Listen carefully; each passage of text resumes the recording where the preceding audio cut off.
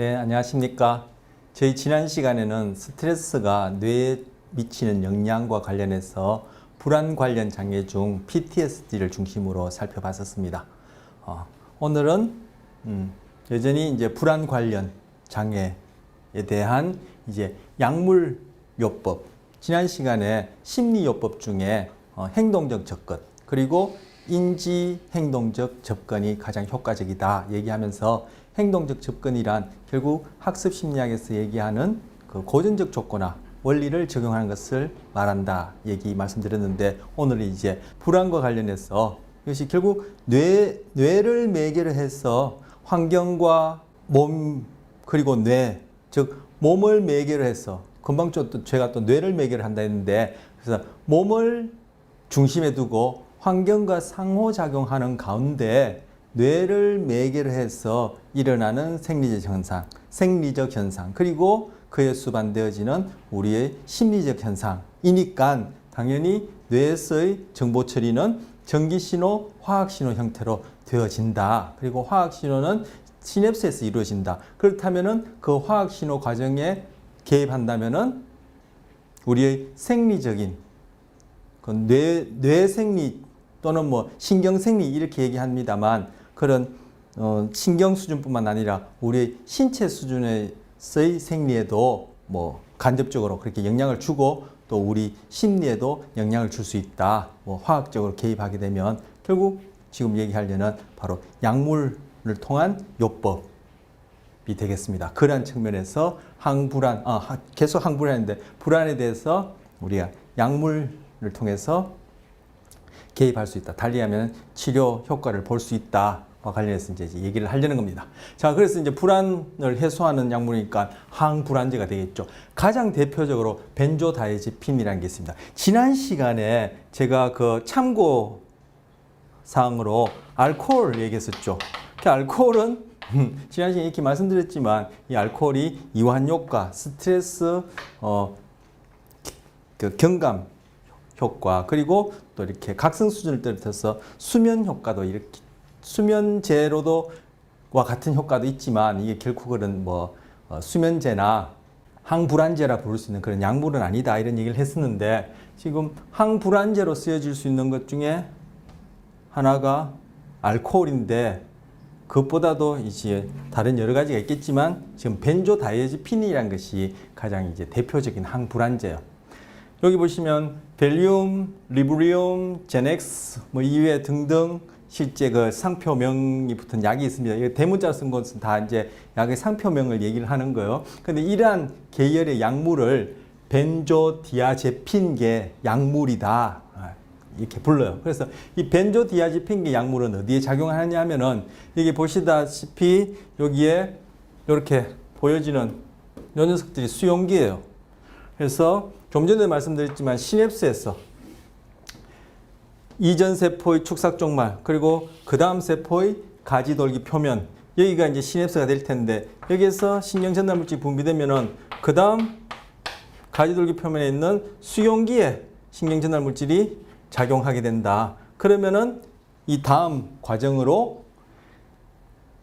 세포 밖에 있는 이온들이 들어가거나 또 안에 있는 이온들이 나감으로써, 즉 이온이 들락날락할 수 있는 이 채널이 생김으로써 나가거나 혹은 들어오거나 이러한 채널들이 생기면서 안에 전기적 신호를 발생하고, 그것이 또 다음 단계의 어떤 그런 전기 신호 처리로 이어진다라고 말씀드린 적이 있고, 지금 이제 그렇게 소개를 간략하게 해드리고, 요건 지금 뭐 가바를 신경전달물 중에 무슨 신경전달물질, 가바라는 신경전달물질, 이게 지금 대문자로 다 써놨는데, 이게 이제 긴 그 약물 신경전달물질 이름에 초두만 딴 거예요. 초성만 따서 가바를 하는데, 뭐 저 길어서 저도 외우지 못해요. 감마 아미노 뷰티릭 뭐 어쩌고 애시드 이렇게 돼요. 그래서 가바라고 부르는데, 이 가바는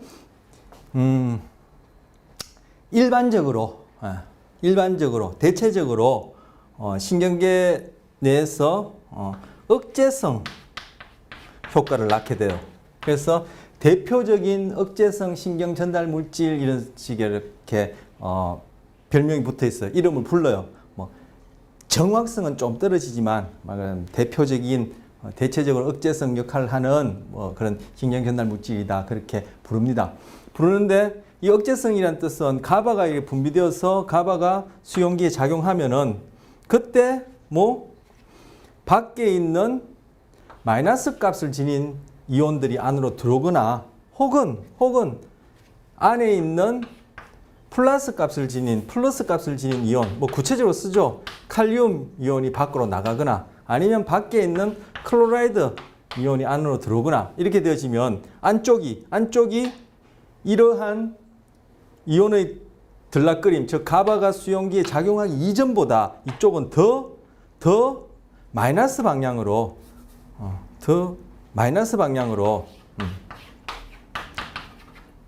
감소하겠죠. 그러면은 이 다음 세포에서 활동전이라는 전기 신호가 일어나서 그 다음 세포로 또 신호를 처리해주는 이러한 과정이 일어날 가능성이 줄어든단 말이에요. 달리 얘기하면은 클로라이드가 들어오거나 칼륨이 나가게 되면은 이 다음 세포에서 활동 전이가 일어날 가능성이 감소하니까 바로 억제성 이렇게 부릅니다. 그래서 우리 지금 보고 있는 중에 뭐 다른 부위도 다 직간접적으로 연결되어 있어. 편도체와 관련해서 다른 부위도 연결되어서 결국은 우리가 최종적으로 이렇게 경험하게 되는 심리적 현상으로서 불안에 해당하는 그러한 현상이 일어날 텐데 바로 편도체가 그러한 불안과 관련된 시스템이라 해요. 지금 여러 부위들과 관련됐다는 것을 다 뭉뚱그린 이제 시스템이라 얘기를 이제 할 수 있고 그런 시스템이라는 용어를 쓰는데 바로 불안 시스템에 있어서는 편도체가 핵심적인 역할을 하고 바로 그래서 편도체는 정서의 핵심이다 이런 표현까지 이제 한다라고 말씀드렸었어요. 그런데 바로 편도체 내에서 바로 이제까지 얘기한 편도체로부터 시작되어지는 그러한 생리적인 신경생리학적인 그러한 현상들이 일어나고 심리적인 현상들이 일어나지 않도록 하는데 이 가바가 일조한다는 거예요. 그래서 편도체 세포 안에 가바 시냅스가 있는데 가바를 신경전달물질로 분비해서 그 다음 세포에 활동전이가 일어날 가능성을 떨어뜨리도록 하는 이러한 억제성, 가바를 신경전달물질로 사용하는 억제성 시냅스가 있는데 이 편도체 내에 이러한 억제성 시냅스가 더 활발할수록 즉 가바의 작용으로 인해서 그 다음 세포에서 활동전이가 일어나는 가능성이 더 줄어들면 줄어들수록 편도체가 시상하부를 통해서 교감신경계와 그리고 HPA 축을 통한 코티졸 분비를 할 가능성은 줄어드는 거예요. 그 편도체 내에서 구체적으로 어떻게 그렇게 되어지는데 그냥 가바의 작용에 의해서 그런 가능성이 줄어든다. 편도체를 매개로 한 불안 시스템이 활성화될 가능성을 떨어뜨린다. 이렇게 얘기했는데 구체적으로 편도체 내에서 어떻게 되는데 이렇게 하면은 제가 또 다른 신경전달 물질을 소개하고 또 시냅스를 여기 몇 가지 더 추가하고 해야 되니까 그렇게 하면 너무 복잡해지고 하니까 편도체 내에서 가바 시냅스가 활성화되어지면은 결국 편도체로부터 시작되어지는 그런 불안 시스템, 전반적인 불안 시스템의 그런 신경생리학적 그런 활성화가 감소되어진다. 그러면 결국은 뭐 항불안 효과를 내는 거예요. 자, 그런데 이 벤조다이제핀을 이제 얘기해야 되는데 이제 서두가 이제 배경 지식으로 말씀드렸는데 이 벤조다이제핀은 어디에 바로 이 가바 수용기, 가바가 작용하는 수용기 여기에 벤조다이아제핀이 들러붙을 수 있는 또 자리가 있단 말이에요. 그래서 이 벤조다이아제핀이 그 가바 수용기에 작용하면은 가바가 이 수용기에 결합할 때 그 효과를 더욱더 증폭, 촉진시키게 돼요. 그래서 여기 보시면 요 막은 요거는 요렇게 표현한 요 부분 뭐 동그란 굿을 입고 이렇게 꼬리처럼 달린 요 부분은 이제 세포막을 표현하는 거예요. 뭐 왜 이렇게 표현하는지는 또 뭐 예의가 있습니다만 그건 지금 우린 필요 없고 요 부분이 바로 그 다음 세포의 가지 돌기 표면이다. 그리고 거기에 가바의 가바라는 신경 전달 물질과 결합하는 수용체가 이렇게 있다. 그래서 가바가 들러붙는 부위가 이 수용체 중에 가바가 들러붙는 부위가 여기다. 요 파란색 표현해서 이 전체가 이제 가바 수용기인데 여기는 수용기를 수용체라고 표현해서 이 전체가 가바 수용체인데 요 가바가 들러붙으면은 여기 보여 이렇게 닫혔던 채널이 확 열려가지고 이만큼 열려가지고 여기에서는 밖에서 지금 클로라이드가 들어오는 걸 표현하는 거예요. 클로라이드가 들어오거나 어떤 경우에는 또 칼륨이 나가기도 하거든요. 그래서 클로라이드가 들어오는 걸 지금 표현해 놨는데 근데 여기 가바 수용기 수용체에 보면은 이렇게 빨갛게 표현한 여기에서 이미지가 있는데 여기에는 뭐 벤조다이아제핀이 들러붙을 수 있는 그러한 자리도 있더라는 거예요. 즉 가바 수용체에는 벤조다이아제핀이 들러붙을 수 있는 벤조다이아제핀 수용체도 같이 있더라는 거예요. 그래서 벤조다이아제핀이 여기에 탁 작용하게 되면은 벤조다이아제핀이 없이 가바만 작용했을 때보다 이 채널을 통해서 이 클로라이드 이온이 들어가고 그 다음 세포에서 뭐 활동 전이가 일어날 즉 그 다음 신호 전달이 일어날 가능성이 더욱더 줄어들더라. 그래서 벤조다이아제핀은 뭐 가바의 작용 효과를 더욱더 촉진, 증폭시킴으로써 바로 편도체가 그 다음 불안과 관련된 그러한 신경계의 활성화가 일어날 가능성을 떨어뜨리게 된다. 이렇게 해서 벤조다이아제핀이 항불안 효과를 내는 거예요. 여기 보시면 벤조다이아제핀은 가바의 부착을 촉진한다. 예. 가바는 수용체를 비틀어서 즉 열어서 염소 통로 클로라이드 이온이 들어가게끔 한다. 이게 이 클로라이드 뭐 채널 또는 염소 통로, 염소 이온 통로 이렇게 부르거든요. 그래서 그걸 지금 그려놓고 좀 전에 제가 말씀드린 그 내용이에요. 네. 가바에 민감한 네 곳의 수용체 부위 중에 가바가 들러붙을 수 있는 데가 하나, 둘, 셋, 네 개가 있는데 그 중에 세 개의 부분에는 또 벤조다이아제핀이 들러붙을 수 있는 그런 자리도 있다라는 걸 이렇게 설명을 해놨어. 오케이. 자, 좀 전에 이거 시작하기 전에 제가 알코올 얘기를 했었는데 알코올도 이 가바 수용체에 작용해요. 그래서 가바의 작용을 촉진시켜요. 그럼으로써 이 알코올이 항불안 효과도 있고, 이완 효과, 그에 따른 뭐 스트레스 경감 효과, 그리고 이 알코올이 편도체뿐만 아니라 우리 앞서 뇌간 활성계 해서 한번 그림을 본 적이 있는데 이 뇌간 부위에 아세틸콜린 그리고 뭐 노에필프린, 세로토닌 뭐 이런 것들을 분비하는 신경혈들이 모여 있고 이랬을 때 뇌 전반에 가서 쭉쭉쭉쭉 그죠? 뇌 전반에 신경전달 물질 분비함으로써 각성과 관련된 어떤 그런 효과를 낸다 말씀드렸는데 그때 여기 바로 요 앞부분쯤에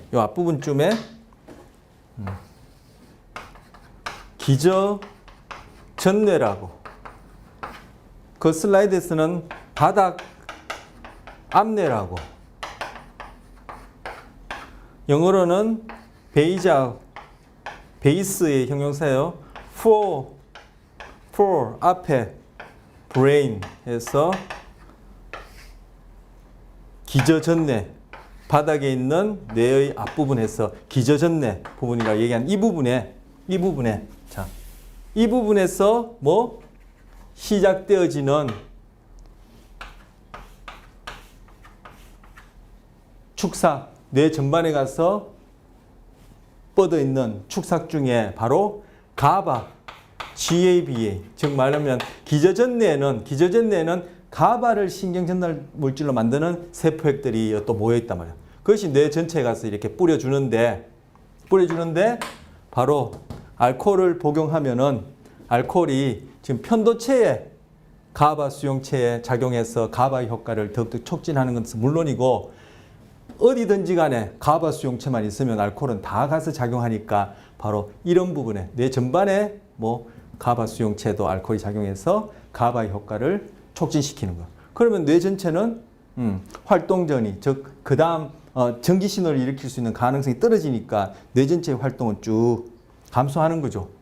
그런 것들이 결국은 각성 수준을 떨어뜨려서 각성해서 수면으로 이렇게 이어지도록 수면 단계로 즉 각성 수준을 떨어뜨리도록 하는 거예요. 그래서 알코올이 그렇게 수면제처럼 그렇게 작용도 한다. 그렇게 말씀드렸던 거야. 오케이. 그리고 뭐 SCN 지금 수면 얘기를 하다가 뭐 또 조금 합니다만 그 식교차상에 SCN이 biological clock 또는 master clock이라는 별명이 붙어 있다 했는데 그 생물학적 시계가 바로 이 뇌관 각성계. 여기 그때 슬라이드 보시면은 여기가 수면 각성계, 수면 각성 시스템 이렇게 제목이 붙었어요. 그래서 이 부에다가 신호를 줘서 그죠? 여기를 각성계를 활성화시키면 뇌 전체가 깨어나고 이 부에 또 뭡니까? 그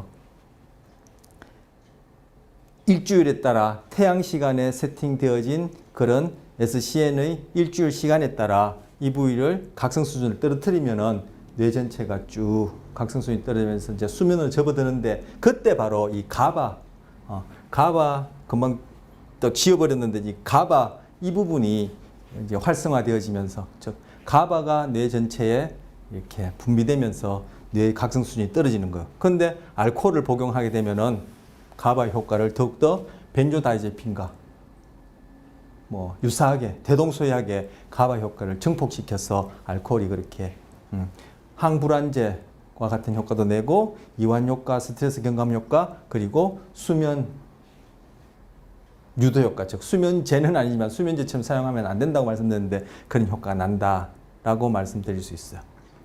그래서 이런 항불안제 벤조다이제핀이 가장 대표적이라서 하나만 소개해드렸는데 항불안제하고 알코올하고 섞어 드시면 큰일 나요. 그렇게 되면 가바의 작용이 과해져 가지고 나중에 이 뇌관이 아까 각성 시스템이라 했지만 뇌관에는 생명 유지에 필수적인 심장 박동이라든지 호흡을 조절하는 그러한 신경세포 핵들도 모여 있는데 그것조차 이렇게 신호를 발생하기 힘들 정도로 신호를 발생시키지 못하도록 억제되어 버리면은 사망하게 된단 말이에요. 그래서 이런 항불안제하고 알코올하고 같이 드시면 안 돼요. 그래서 평소에 또 뭐 어떤 약이든 약 먹을 때 그죠? 뭐 맥주랑 같이 드시는 술이랑 같이 드시면 이제 위험할 수 있어요. 자, 뭐 다른 얘기 했었고, 자 여기 SSRI는 그때는 저 판서를 하지 않고 급한 마음에 그냥 말로만 말씀드렸는데 S는 세로토닌 또 S는 실렉티브 그다음 이제 R은 리업테이크 I는 이니비터 세로토닌의 선택적으로 재흡수를 차단하는 거에서 SSRI예요. 즉 세로토닌을 줄여서 5-HT라고 쓰거든요. 예, 세로토닌을 신경전달 물질로 분비하는 시냅스에서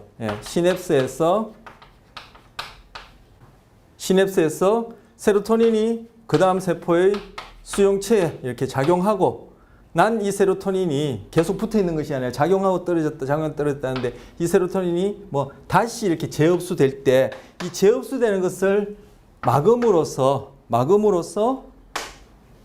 어떻게 항우울 효과를 낼 수 있다 했죠. 항우울 효과를 낼 수 있다. 우울증은 모노아민 가설이라고 해서 모노아민의 수준이 감소되는 것과 관련이 있다. 그렇다면 모노아민 수준을 높여주자. 그래서 모노아민에 해당하는 3가지 종류의 약물 다 높여줄 수도 있고 그 중에 2가지를 높여줄 수도 있고 그 중에 1가지 세로토닌을 높여줄 수도 있다. 해서 그때 3만 개의 약물 그리고 SNRI 세로토닌 노에필피린 재흡수 차단제 그리고 SSRI 세로토닌 선택적 재흡수 차단제 3가지를 소개했어요. 다 재흡수 모노아민의 재흡수를 차단해서 그 모노아민의 작용 수준 낮아진 작용 수준을 보상함으로써 항우울 효과를 낸다고 했는데 그 중에 얘는 뭐예요? 다른 노에필피린이나 도파민은 작용하지 않고 세로토닌에만 작용하기 때문에 선택적으로 작용해서 부작용이 덜하다. 그래서 상대적으로 부작용이 없어서 뭐 좋다라고 얘기하면서 이것에 대한 대표적인 약물로 그때 프로젝을, 이건 또 대문자로 써야 되겠죠. 약물 이름이 고유명사니까 프로젝이라는 거 그때 소개했었어요. 그런데 바로 이 항우울제 SSRR이 또 항불안제로도 사용돼요. 즉 항불안제 효과가 있어요. 왜? 아까 뭐 새로 편도체 내에서 가바 시냅스가 어떻고 그 안에 다른 시냅스가 어떻게 작용해서 결국 편도체를 시작으로 해서 일어나는 다음 불안과 관련된 여러 가지 과정들이 어떻게 뭐 조절되는지 이 부분은 제가 편도체 내에서의 시냅스는 말씀을 안 드리겠다 했는데 어쨌든 이걸 편도체를 할 때 편도체 내에서 가바라 쓰지만 GAB라 쓸게요. GABA 가바를 신경 전달 물질로 사용하는 시냅스도 있고 그리고 또 뭐 세로토닌 5-HT라고 줄여 쓰거든요. 5-HT를 신경 전달 물질로 사용해서 신호를 전달하는 시냅스가 이 편도체 내에 있어요. 그런데 이 바로 5-HT 즉 세로토닌을 신경 전달 물질로 사용하는 시냅스를 활성화시키면 여기서는 어떻게 하죠? 재흡수되는 것을 막아서 좀 더 세로토닌이 많이 작용하도록 활성화시키면 결국 가바 시냅스가 활성화되게끔 하는 그러한 편도체 내에 회로들이 있어요. 그래서 세로토닌을 효과를 상승하면 결국 가바 시냅스를 통한 효과가 상승되어서 결국 편도체가 불안과 관련된 다음 신경 생리학적 반응을 일으킬 수 있는 가능성을 떨어뜨려서 또 항불안 효과를 나타내요. 결국 그래서 이 벤조다이제피나 알코올 같은 경우에는 가바 시냅스에 가바 수용기에 작용해서 가바 효과를 증폭해서 항불안 효과를 나타내고 이 세로토닌 재흡수제, 재흡수 차단제 같은 경우에는 항우울제로도 쓰이는데 얘가 편도체 내에서 작용해서는 결국 가바 시냅스를 간접적으로 또 활성화시켜서 항불안 효과를 내게 돼요. 그래서 그때 제가 이거 항우울제 소개할 때 항불안제하고 처방되는 것이 벤조다이제핀이 항우울제로도 그렇게 처방이 돼요. 그러니까 이 뭡니까? 이 편도체라는 것이 스트레스, 불안, 그리고 그에 따른 우울, 그리고 이후에 보겠습니다. 공격성하고도 이것이 다 그렇게 관련돼요. 그래서 편도체 하면은 뭐 우리는 대표적으로 공포 불안 얘기했었고, 그리고 지난 시간에 지난 수면 얘기할 때 이어서 지금 뭐 우울, 그리고 또 공격성 이후에 살펴볼 공격성하고도 편도체가 관련이 돼요. 자, 또 동영상 하나 보고 그 다음 내용 이어가겠습니다. 동영상 제목이 스트레스와 불임이에요. 그래서 이 스트레스가 뇌에 미치는 영향 봤었는데 스트레스가 이젠 뭐 뇌하고도 뭐 무관하진 않죠. 그런데 왜 우리가 그 아기를 갖는다, 임신을 한다 이것들이 결국 또 신경계하고 이게 뭐 그죠? 연관된 어떤 그러한 것이긴 한데 조금 전까지는 이제 뇌와 관련해서 스트레스의 효과 봤었고 여기서는 이제 불임과 관련해서 임신과 관련해서 좀 이제 보려고 합니다. 동영상 보고 또 이어가도록 하겠습니다. 네, 동영상 조금 전에 보셨듯이 스트레스 얘기하면서 뭐 자연스럽게 그냥 불안, 그 우리 흔히 얘기한 표현은 또 걱정, 그죠? 그리고 그 심리학자 도마라는 박사님이었습니까? 그분은 뭐 우울 당장 얘기하죠. 그래서 우리 우울, 스트레스, 불안, 뭐 공포, 그리고 이후에 살펴본 공격성 이것들은 다 이렇게 수반되어진다, 연관되어진다 이렇게 볼 수 있어요. 자, 임신부의 스트레스 경험 조금 전에 봤었는데 임신부가 스트레스 경험을 할 경우 코르티코스테론, 자, 코르티코스테론은 바로 코티졸을 얘기를 합니다. 코르티솔.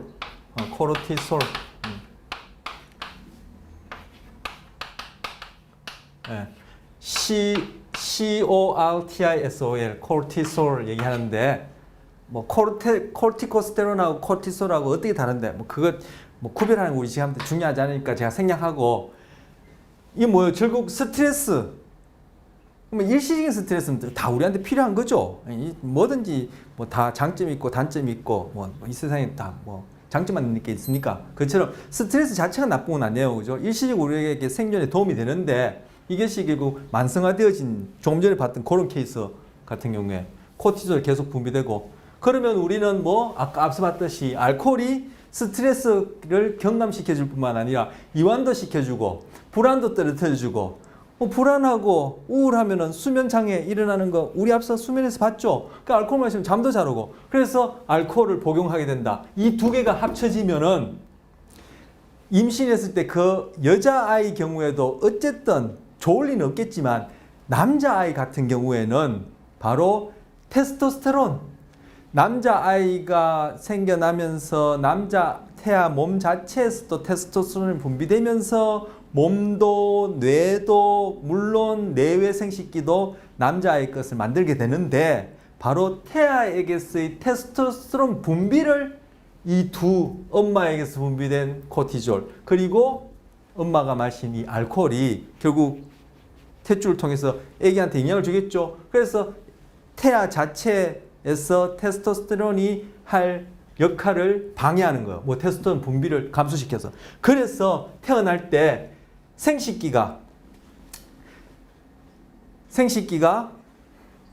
전형적인 남성이라고 우리가 그렇게 지칭하는 그런 형태를 띠지 않고 플러스 또는 둘 중에 하나 플러스 혹은 앤드 그리고 뇌를 남성의 뇌로 만들지 못하고 여성의 뇌에 가까운 형태로 그렇게 만들게 돼요. 테스토스테론이 뇌에 작용해서 뇌를 남성의 뇌로 만드는데 여러 부위가 여성의 뇌와는 구조적으로 기능적으로 다르다고 하는데 그 중에 바로 우리 지금까지 살펴보고 우리 그 일주일 할 때도 말씀드렸던 바로 SCN이 있는 그 시상하부 자 지금 얘기하는 부분은 SCN은 아니에요. SCN도 남녀 간의 차이가 있다고 그래요. 구조적으로. 근데 지금 얘기하는 건 SCN이 아니라 시상하부에서 또 어떤 특정한 부위가 바로 남성의 보여주는 성행동 그리고 내가 스스로 느끼기에 남자라고 그렇게 생각하는 그 성정체감 그리고 사회적으로 저 남자야라고 보여질 수 있는 그런 남성적인 행동에 영향을 미치는 신경세포들이 모여있는 핵이 시상하부에 또 있어요. 그것도 시상하부 내에 또 어떤 다른 위치에 또 있어요. 그것이 뭐 테스토스테론에서 남성화되지 않아서 뇌가 전반적으로 전형적인 남성 형태를 띠지 않아서 그 사람은 생식기도 전형적이라고 우리가 얘기할 수 있는 남성의 것을 띠지 않고 뇌도 그래서 스스로 생각하기에 난 남자다라는 그러한 느낌도 덜하거나 없을 수 있고 하는 행동도 우리가 남자답다라고 얘기한 그런 행동을 안 할 수 있어요. 즉 임신부의 스트레스가 이 호르몬과 이러한 약물이 겹쳐져서 남자아이를 남자아이답게 만들지 못하는 그러한 효과라고 할까요? 그러한 영향도 줄 수 있어요. 여자애 같은 경우에는 뭐 어떤 도움은 되지 않겠죠. 분명히 뭐 어떤 영향이 있을 텐데 그건 구체적으로 제가 아직까지 읽어본 바가 없어요. 분명히 있겠죠. 연구가 돼 있겠지만 제가 모르겠고 근데 남자가 된다는 것은 여자가 된다는 것보다는 참 뭐랄까 좀 갑자기 단어가 적절하게 생각 안 나는데 민감한 과정이에요. 달리 얘기하면은 그 남자가 되어지는 단계가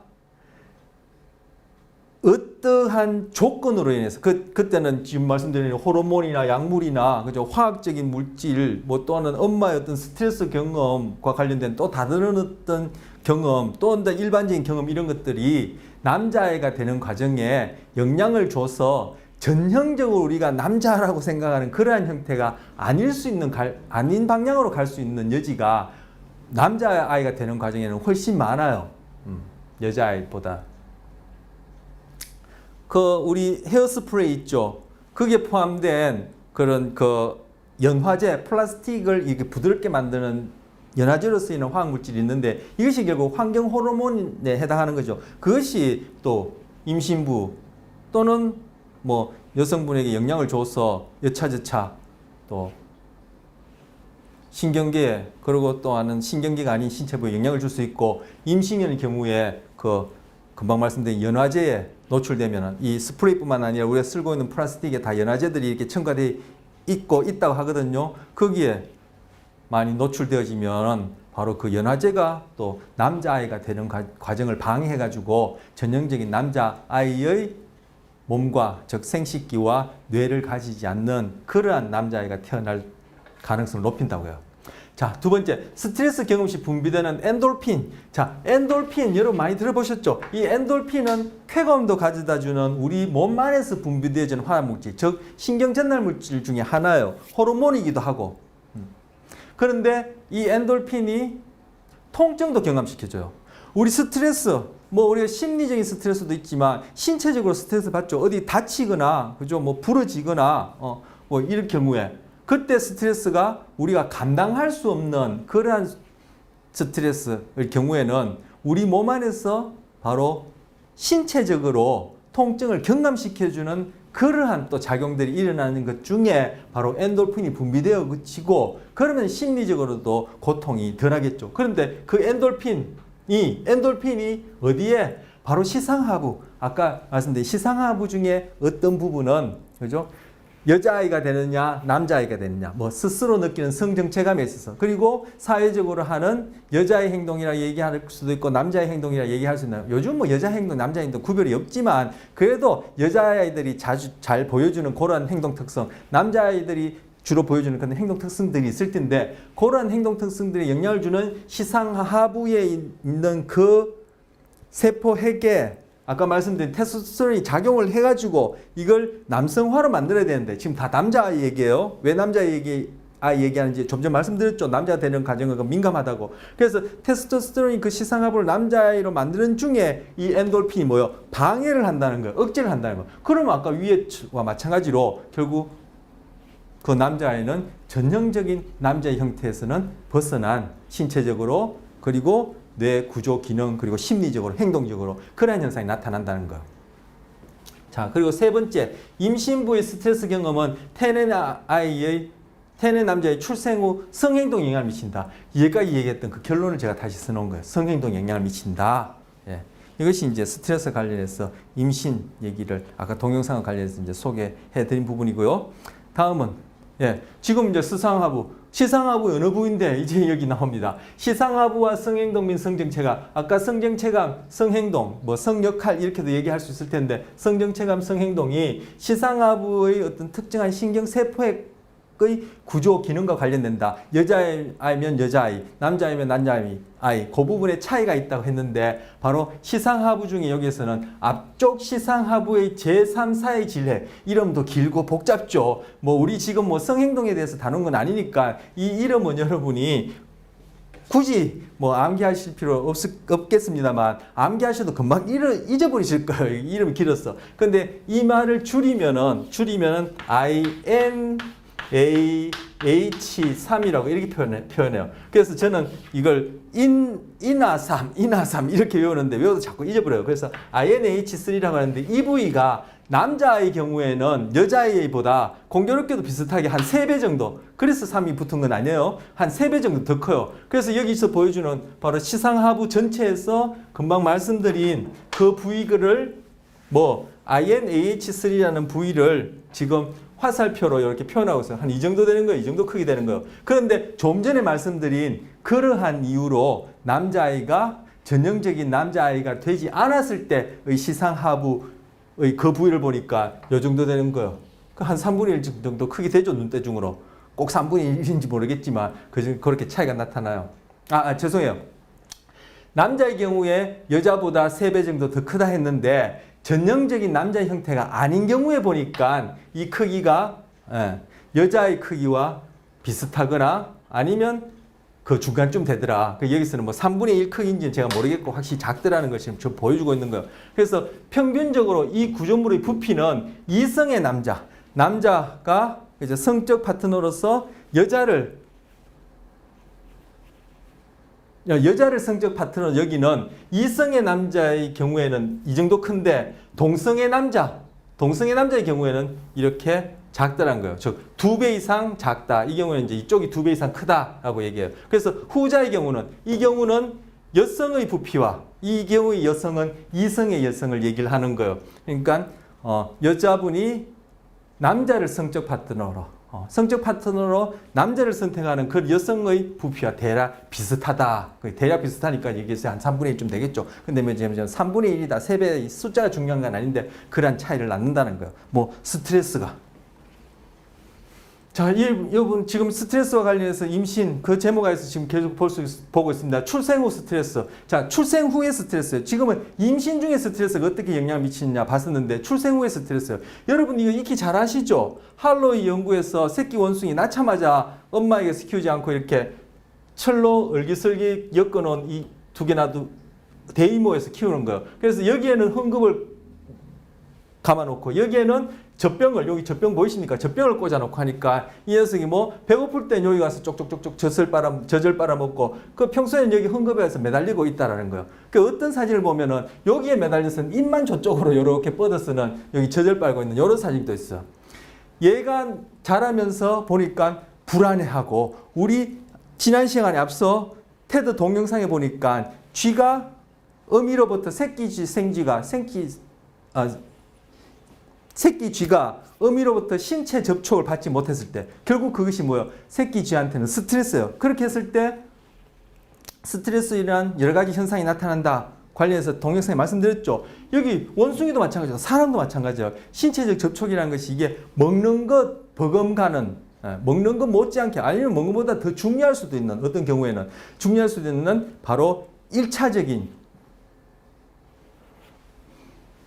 또 뭐 제가 또 학습 심리학적 용어가 나오려는데 1차적인 강화물인데 즉 음식과 같은 그렇게 중요한 생물학적 중요한 그런 뭐랄까요 팩터 요인 변인인데 얘 같은 경우에 이렇게 평소에 흥급해 그리고 먹을 때만 여기 가고 어떤 사진에서는 여기서 저쪽으로 입을 뻗어서는 젖을 빨고 이런 사진이 있는데 어쨌든 엄마에게서 길러지지 않고 이렇게 길러진 이 녀석들이 불안해하고 바로 스트레스로 인해서 나타날 수 있는 여러 가지 그러한 생리적인 행동적인 현상을 볼 수 있다는 얘기는 이미 여러분 결혼 시간이나 다른 과목을 통해서도 많이 들었을 거예요. 이게 결국 애착 그리고 부모와 관련해서는 모성애에 관한 어떤 얘기를 해주는 그런 시름인데 이 녀석들이 조금 자라서 뭐 사람으로 치자면은 한창 친구들과 뛰어놀 만한 그런 어린 아이 시기에 해당하는 그런 나이가 됐을 때는 다른 녀석들하고 이렇게 우려 넣어놓으니까 같이 놀지 못하고 혼자 이렇게 외따로 있더라는 거야.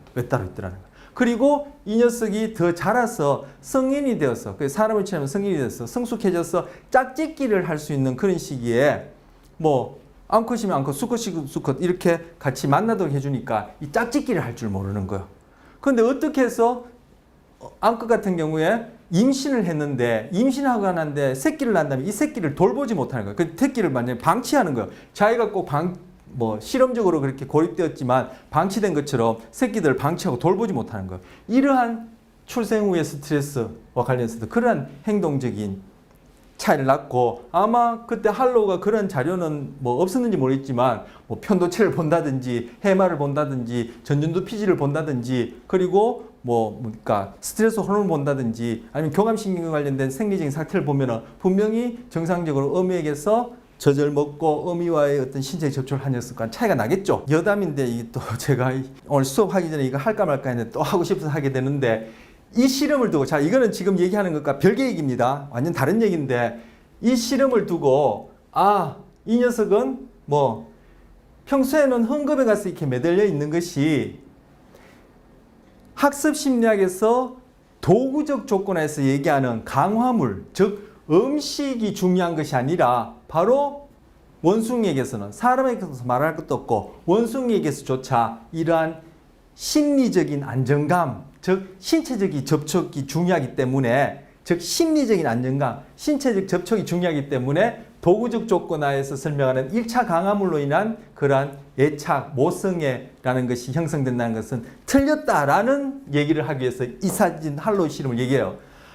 그거 완전히 모르는 소리예요. 그거는 학습 심리학을 모른다기보다 심리학 자체에 대해서 아무것도 모르는 소리예요. 제가 교만스럽게 얘기를 하자면 신체적 접촉으로 인해서 우리가 내적으로 소위 심적으로 주관적으로 경험하는 것이 현상적으로 현상학적으로 심리학적으로 제가 단어를 이것저것 막 씁니다. 그 단어가 어떻게 서로 관계 있고 뭐 같은 말인지 제가 그런 말씀도 안 드리고 그래서 현상적으로 경험하는 것이 안정감, 뭐 모성애, 애착 이렇게 이름을 붙이는 것이지 결국은 그러한 경험 아래에서 일어나는 일은 다 생리학적인 일이에요. 뇌에서 일어나면은 뇌생리학, 신경계에서 일어나면 신경생리학, 몸에서 일어나면은 그냥 생리학적인 일이에요. 근데 그것이 어떻게 일어나죠? 바로 신체적 접촉이라는 것은 물리적 자극에서 일어나는 거예요. 근데 이 신체적 접촉이 입에 우유 들어가고 그리고 배설하고 하는 만큼 중요하다는 것을 여기서 보여주고 실제로 신체적 접촉은 음식 먹고 마시는 것만큼 1차적으로 중요한 강화물이다. 학습심리학적 용어로 그렇게 얘기를 해요. 그래서 바로 여기에서 이 녀석이 배고플 때는 여기 가서 저절빨 먹고 평소엔 여기 있다는 자체가 바로 뭐예요? 도구적 조건하에서 바로 1차 생물학적으로 중요한 그러한 보상이 되어지는 것, 즉 강화물이 바로 우리에게 있어서는 행동적으로 애착이라고 우리가 이름 붙이는 그런 행동. 그리고 우리가 심적으로 느낄 때는 모성, 안정감이라고 얘기하는 그러한 현상을 만들어내는 것이라는 것을 오히려 확정하고 지지해주는 그림이고 연구 결과인데 이걸 가지고 1차 강화물이 중요하면 얘는 여기 가서 항상 이 대리모한테 있으면서 애착을 느끼고 해야지 왜 여기 와 있느냐. 이건 도구적 조건에서 얘기하는 스킨의 얘기를 반박하는 것이다. 이렇게 얘기하는 것은 뭐라고 표현할까요? 진짜 아무것도 몰라서 얘기하는 소리예요. 그래서 오히려 지지해주는 증거입니다. 자, 완전 다른 얘기를 잠시 해야 되는데 정확하게 했고요. 자, 이것처럼 아까 말씀드린 이러한 출생 이후의 스트레스, 원숭이가 겪는 것처럼 사람도 당연히 그렇다는 걸 우리가 추측하고 직간접적으로 듣고 뭐 이해할 수 있죠. 그런데 여기 또 한 예를 보였습니다. 여기 같은 경우에는 이제 또 제가 또 뭐 인간의 경우에는 뭐 모성이랄까요? 부모와 자식 간의 여기에서는 엄마와 아기 자녀 간의 어떤 관계를 보여주는 또 한 예를 일예를 로서 여기 그림을 하나 여기 제시했는데 산을 제시했는데 이건 여기 출처 스트레스 제가 한번 스트레스 얘기했던 것 같아요. 이 책 사폴스키 SL 한번 이름을 얘기할까요? 예, 사폴스키라는데 이 사람이 스탠포드 대학에 계신 분이에요. 생물학자인데 이분이 스트레스에 대해서 또 뭐 세계적으로 5손가락 안에 드는 분이에요. 그 이분이 쓴 책이 그때 한번 말씀드린 스트레스 책이 두툼한 책이 있어. 스트레스에 대한 생리적인 것부터 그리고 뭐 호르몬 내분비계뿐만 아니라 결국 이 심리학까지 해서 나중에는 뭐 사회적인 어떤 그런 사상까지도 얘기하는 그런 두꺼운 책이 있는데 거기서 가져온 예예요.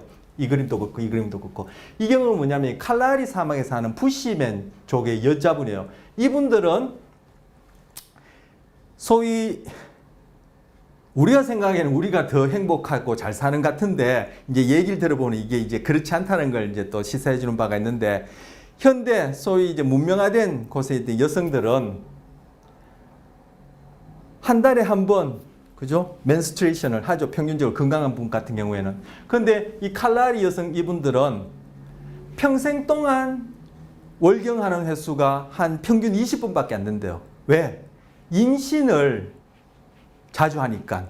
그런데 임신을 자주 할 것 같으면 애가 엄청 많을 것 같은데 평균적으로 애가 4명 정도 된대요. 그렇게 많지 않죠.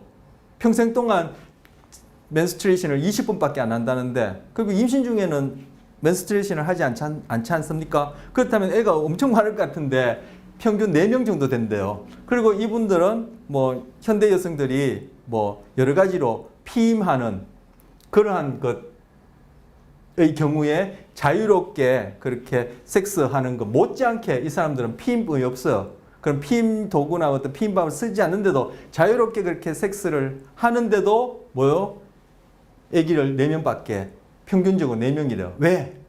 아기를 가진 동안 menstruation 하지 않죠? 그리고 아기를 낳아서는 이렇게 등에 짊어지고 계속 다니는 거예요. 그럼 애가 뭐 엄마 젖 먹고 싶을 때마다 빨아먹고 여기 할로윈 원숭이처럼 이 경우와는 다르게 엄마의 신체와 늘 접촉하고 엄마의 심장 소리 들으면서 엄마와 같이 부대끼는 거예요. 말 그대로 애착, 어태치먼트, 모성애라는 그 표현할 수 있는 그러한 심적, 행동적, 생리적 현상이 일어나는 거죠. 그런데 애가 젖을 빨면 이 젖을 만들어내는 프로렉틴이라는 호르몬이 분비되어야지만 이제 애에게 수유도 할 수 있고 또 젖을 빨게 되면은 또 프로렉틴이 또 분비도 되고 하는데 이 프로렉틴이 뭐 바로 피임 효과를 내는 거예요.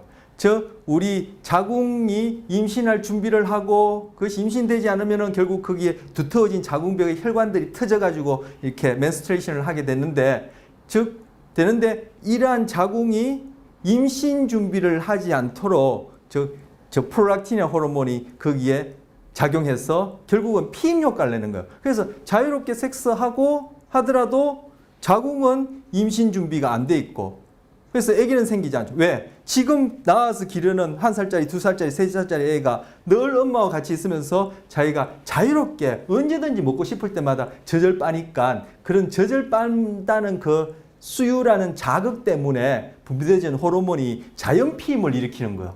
그런데 얘들이 자라서 3살, 4살 되면 혼자서 막 돌아다닐 거 아니에요. 돌아다니다가도 그죠? 우리 같으면 벌써 1~2살 되면 젖을 떼고 이유식을 하고 하는데 얘네들은 그냥 자기들 먹고 싶을 때는 까지 먹이는 거예요. 그러면 4~5살 돼서도 놀다가도 엄마한테 와서 그냥 한 연구 그 책에 보면 한 몇십 초 정도, 한 10초, 20초 정도 몇 분 쭉쭉쭉 빨고는 딱 가서 논대요. 그러면은 그 젖을 빨리는 그러한 자극이 또 뭐요? 금방 피임 효과를 내는 그런 호르몬을 분비해가지고 또 자연 피임이 되어지는 거예요. 그래서 이분들은 평생 동안 한 20번 정도 평균 menstruation을 하지 않는데 바로 그렇기 때문에 이 칼라리 여성분들은 여성 질환이 없다는 거예요. 자궁 건종이니 그리고 그 자궁 내막증이라고 들어보셨어요?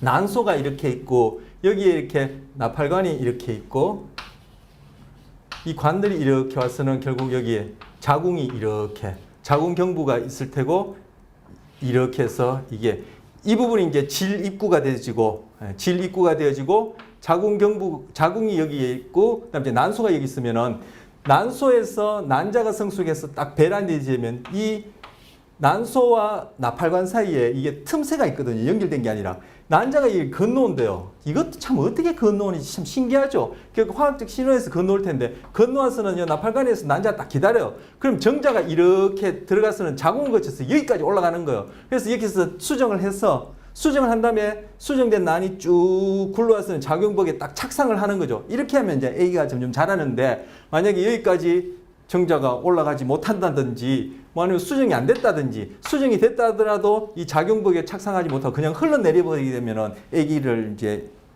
아기가 임신이 되지 않죠. 그런데 바로 여기다 하면 되네요.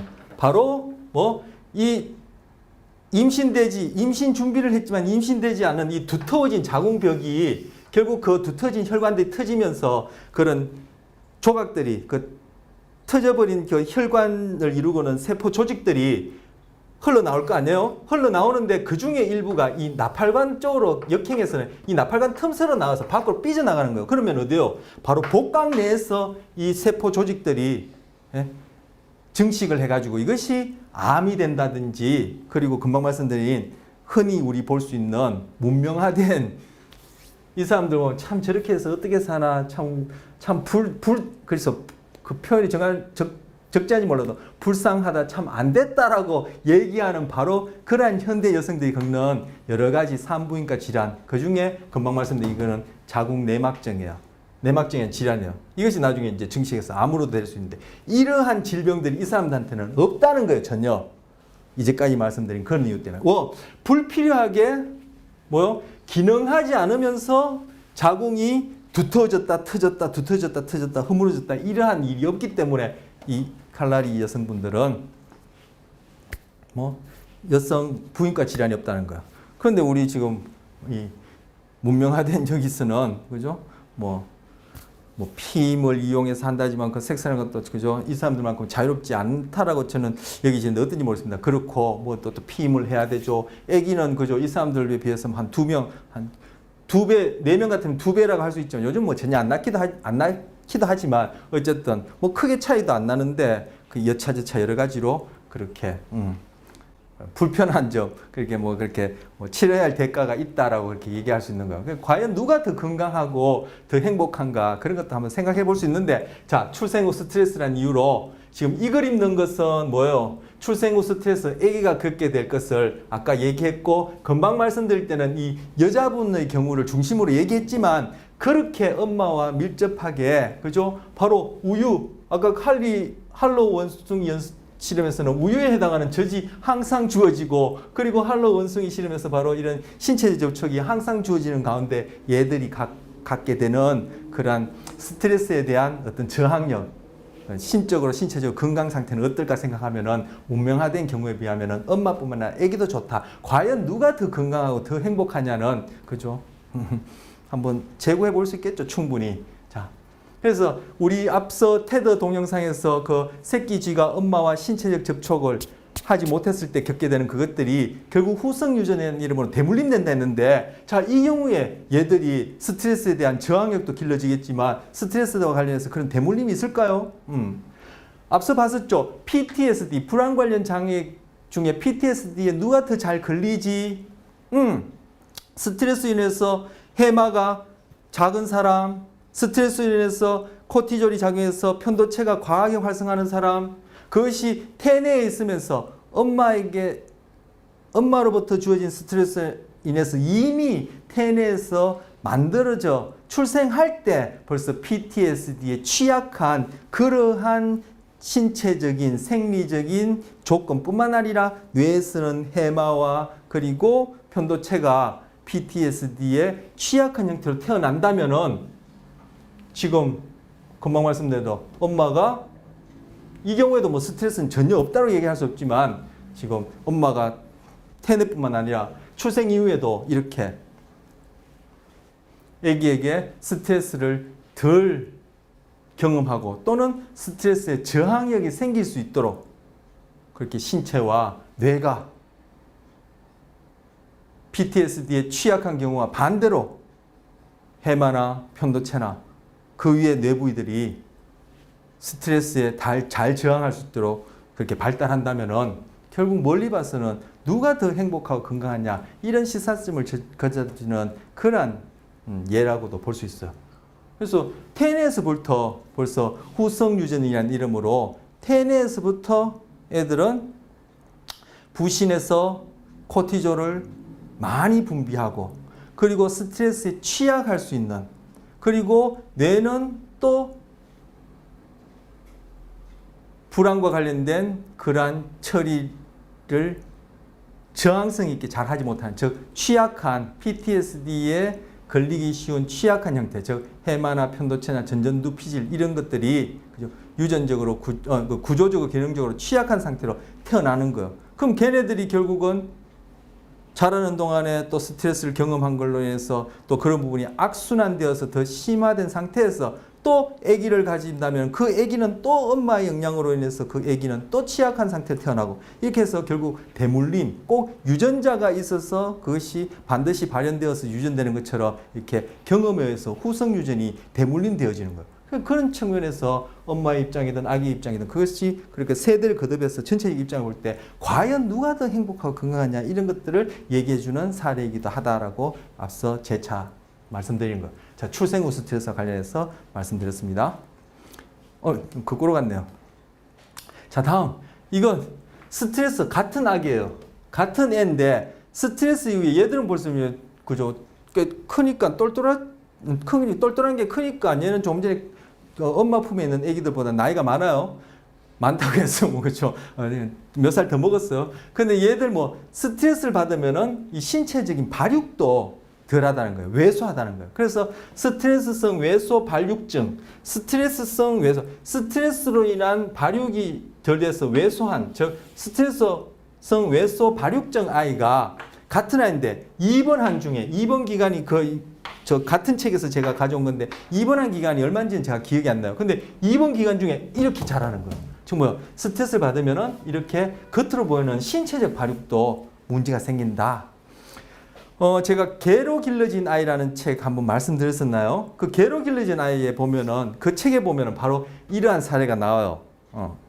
그 개로 길러진 아이라는 책이 있다고 한번 말씀드린 적 있는데 제 기억으로는 거기 사례 보면은 그때 여자아이인데 그 여자아이가 거의 뭐 10대 소년이라고 나오는데 그 외모나 그 발달 상태를 보면은 거의 뭐 그냥 4, 5살 정도 상태라는 그 사례 보면은 제가 정확한 5살인지 6살인지 그죠? 그까지는 제가 기억을 못 합니다만. 근데 걔가 뭘 먹으면은 이걸 제대로 소화시켜서 이게 몸이 성장하고 이게 안 되는 거예요. 그래서 먹으면 다 그냥 뭐 소화도 못하고 그래서 뭐 이렇게 영양분을 주사를 하고 했는데도 이게 영 효과가 없었는데 나중에 그 책을 쓴 저자분이 알게 된 것이 얘한테 뭐 어려서부터 이렇게 버려지는 그런 경험과 관련해서 신체적 접촉이 없다는 걸 알게 되어 가지고 이 의사분이 걔 회진할 때마다 그리고 걔를 돌보는 간호하는 분들한테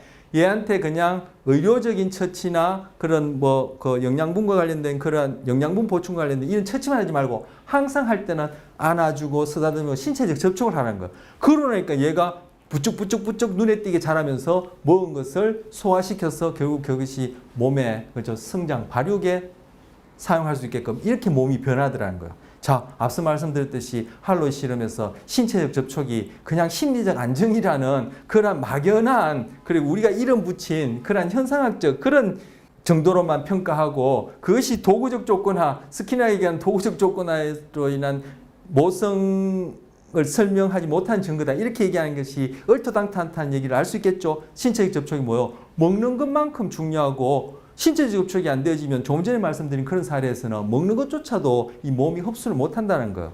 요거는 이제 스트레스에서 가져온 예고, 조금 전에 말씀드린 것은 또 개로 길러진 아이라는 그러한 아이들의 이제 외상후 장애, 즉 PTS에 해당하는 그런 사례들을 모은 책인데 거기서도 신체적 접촉이 얼마나 중요한지를 보여준 예를 제가 말씀드린 겁니다. 자, 그리고 스트레스가 면역계에 영향을 주는 것은 우리 수면할 때 이미 했죠. 수면할 때 그때 유전자가 그죠? 어떻게 뭐 수면 시간이 짧고 수면의 질이 떨어지면 그때는 수면의 시간만 봤었는데 일주일 동안 6시간만 자게 하니까 여러분 일주일 6시간 자는 거 뭐 그렇게 적게 자나 싶은데 성인의 경우에 7, 8시간이고 청소년의 경우에 10시간까지도 된다고 했는데 6시간을 일주일 동안 재우니까 어땠어?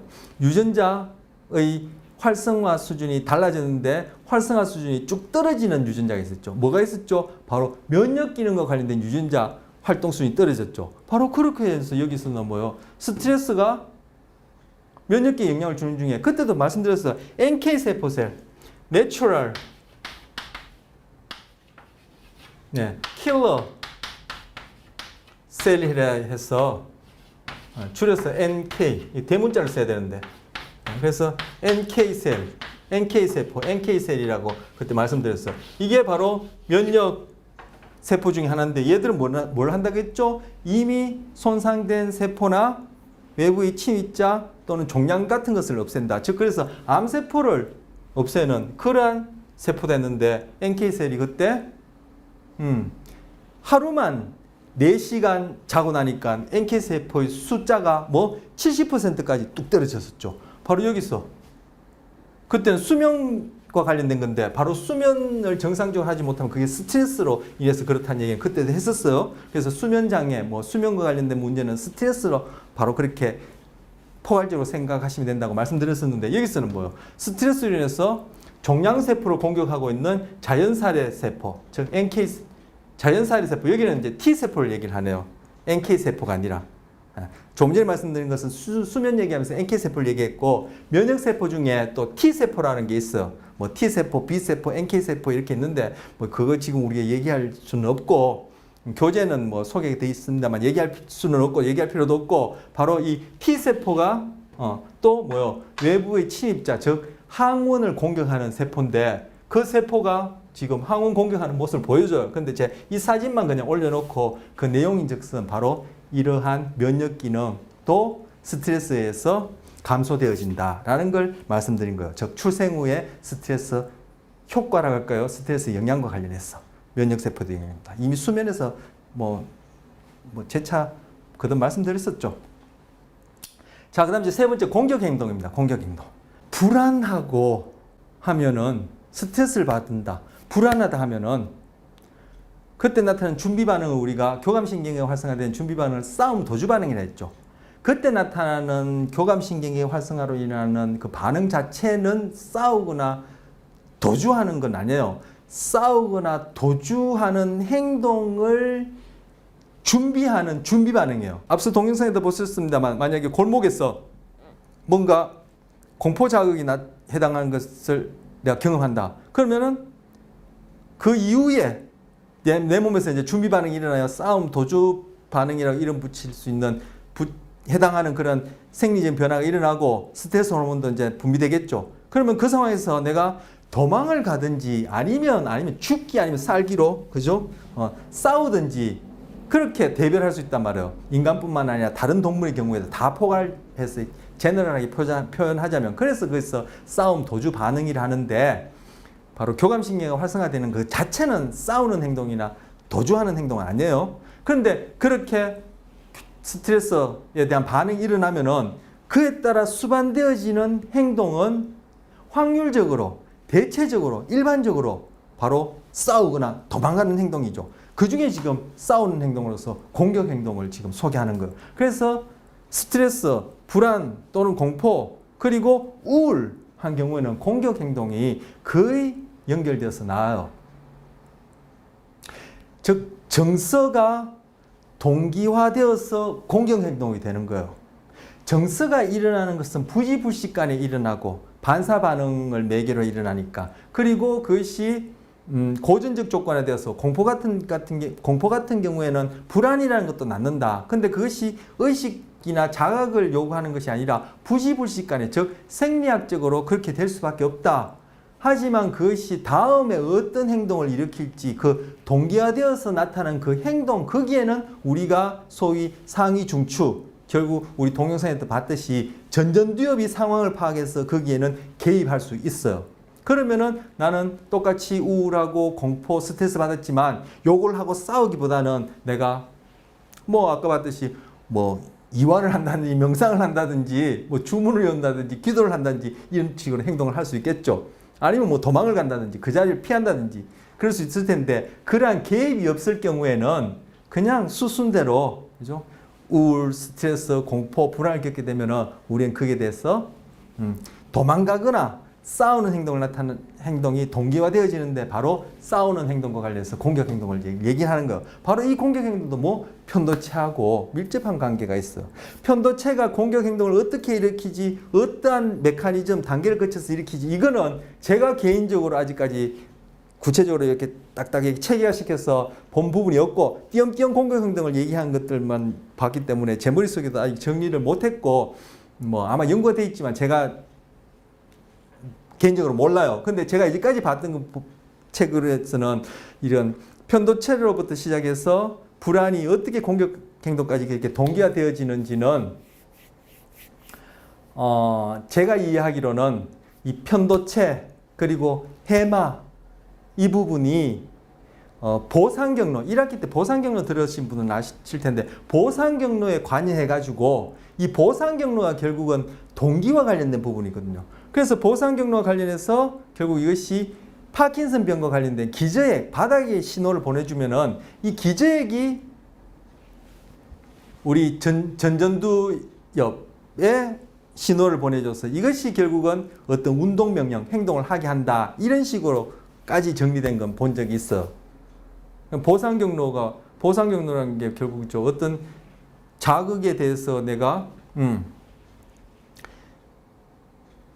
만족감을 경험하고 그것이 나한테 쾌감을 가져줄 때 다음에 또 그런 행동을 하게끔 하는 학습심리학에서는 강화와 관련된 그러한 신경 경로가 보상 경로인데 결국 내가 공격 행동을 해서 결국 내가 살아남는다면 불안으로부터 공포로부터 스트레스로부터 우울로부터 내가 일시적으로 그죠? 또는 장기적으로 어쨌든 거기서 벗어난다면 나한테는 보상이 되겠죠. 그래서 편도체 해마가 보상 경로를 매결해서 그리고 기저핵, 바다핵을 통해 전두엽에 운동 명령을 일으켜서 공격 행동을 일어날 수 있게끔 한다. 이 정도까지는 제가 본 적이 있어요. 자, 지금 말씀드린 것은 제가 판수도 여기 정리도 안 돼 있고 뭐 여러분이 뭐 보상 경로에 대해서 그죠 1학기 때 수업을 안 들으신 분들은 그 내용을 모르신 분들은 우리 뭐 동영상 앞쪽에 15주차 앞쪽에는 이제 그 있습니다만 그걸 보시지 않은 분들은 이게 뭐 뭔 얘기하는지 모르시니까 요 부분은 뭐 그냥 그렇다 정도만 아시면 될 테고